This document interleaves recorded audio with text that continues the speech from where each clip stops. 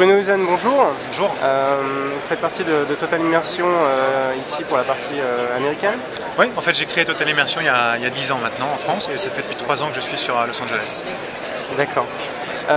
Alors par rapport à la keynote de ce matin, vous faites partie des acteurs du leader mondial sans doute de la réalité augmentée dans le monde. Par rapport aux annonces de ce matin d'Adobe, je crois que vous travaillez un petit peu déjà ensemble. Oui, nous on s'est sur ces derniers mois beaucoup rapproché d'Adobe, puisqu'effectivement ces annonces où ils vont pouvoir pousser plus loin les performances 3D vont énormément bénéficier à la réalité augmentée. Donc ça fait depuis pas mal de temps qu'on essaie de voir ensemble comment on pourrait offrir des solutions de réalité augmentée plus faciles à télécharger, puisqu'il n'y a plus de plugins. Et ce sont d'excellentes annonces pour pouvoir pousser la réalité augmentée plus loin en termes de rendu, de qualité, d'expérience unique pour le consommateur final. D'accord. Alors par rapport à la troisième version de votre plugin que vous aviez développé, aujourd'hui ça ne rentre pas en concurrence mais plutôt en complémentarité? Tout à fait. C'est-à-dire on voit vraiment notre plugin qui continue d'être un objet parfait en termes, le logiciel parfait en termes de qualité 3D, de rendu, de tracking, etc. Mais il y a aussi pas mal de gens qui nous demandent à faire que du flash, quitte à diminuer très légèrement la qualité de l'expérience pour faciliter l'expérience pour un utilisateur. Donc c'est les applications peuvent même cohabiter, puisqu'on peut avoir une première application facile à utiliser avec du flash et une un petit peu plus compliquée avec le plugin à télécharger. Donc elles ne sont pas du tout en concurrence, mais plus elles sont plus complémentaires l'une par rapport à l'autre. Alors, on a vu récemment, ces derniers mois, une multitude d'exemples de réalité augmentée à base de flash, par exemple, qui étaient assez limités. Il y a des efforts faits sur la détection des mouvements au travers de la webcam, mais aujourd'hui, qu'est-ce qu'on peut attendre de telles performances via flash? C'est peut-être un peu tôt encore, mais... Non, ce qui va vraiment changer dans les prochains mois avec ce 3D là, c'est la qualité des images qu'on va pouvoir faire passer dans une expérience de réalité augmentée. Donc aujourd'hui, les objets 3D sont assez pauvres, on va dire, entre guillemets. Là, on va pouvoir monter avec ce qu'on appelle des réflexions, et c'est ce qu'on a vu ce matin, hein, des voitures qui se rapprochent énormément de la technologie des jeux, en fait, et qu'on retrouve dans le moteur flash. Donc on va énormément y gagner en termes de qualité de rendu 3D, donc de qualité de scénario, donc d'immersion et d'engagement pour le consommateur final. Donc il y a vraiment un palier qui va être franchi avec 3D Flash. Alors, je vois sur votre stand un logo Alternativa. Ouais. Vous travaillez régulièrement avec eux? On travaille ensemble, puisqu'en fait Alternativa a développé une très belle plateforme 3D.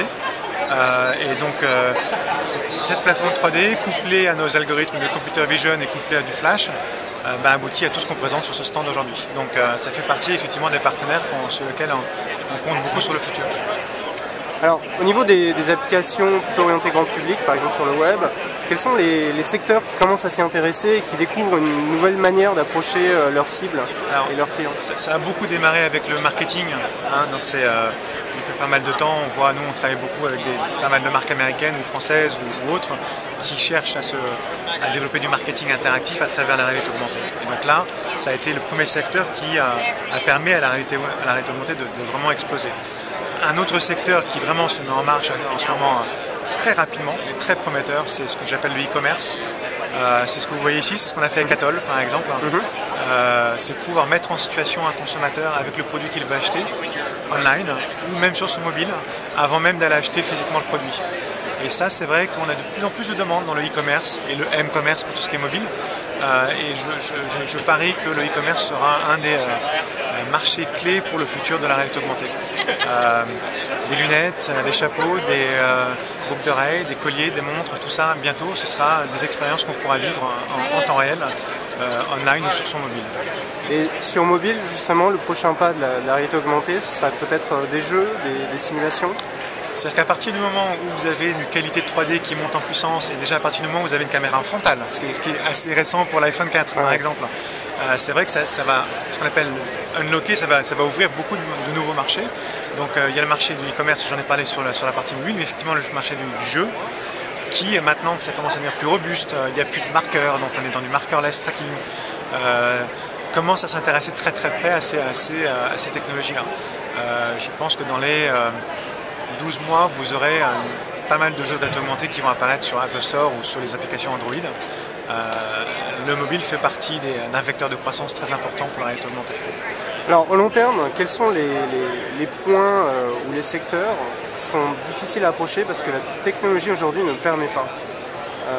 Je pense peut-être, on parle de détection des visages en temps réel. On avait vu un concept, je crois que c'était AT&T qui avait essayé de montrer un téléphone qui repérait l'identité de chacune des personnes en temps réel. Aujourd'hui, c'est vrai qu'on nous demande, par exemple aujourd'hui, est-ce qu'on est capable de traquer une personne entière? C'est plus compliqué. Autant aujourd'hui on peut traquer un visage, on sait traquer une personne entière, mais pas encore sur un mobile ou sur un PC normal, entre guillemets. Donc c'est là où il y a encore un petit gap entre ce qu'attendent nos clients et ce qu'on est capable de faire avec la technologie. Un gap qui est aussi des qualités des webcams qui ne cessent de s'améliorer, mais qui ne sont pas encore à la hauteur de ce dont on a besoin pour faire du tracking de full body. Ça fait partie des technologies qui vont certainement arriver bien incessamment sous peu. Je pense que les tablettes vont nous aider, puisqu'on on monte sensiblement en CPU et en GPU sur ce genre de support. Et clairement, ce gap va se réduire très sensiblement dans les prochains mois. Bruno Huzan, merci. Merci beaucoup.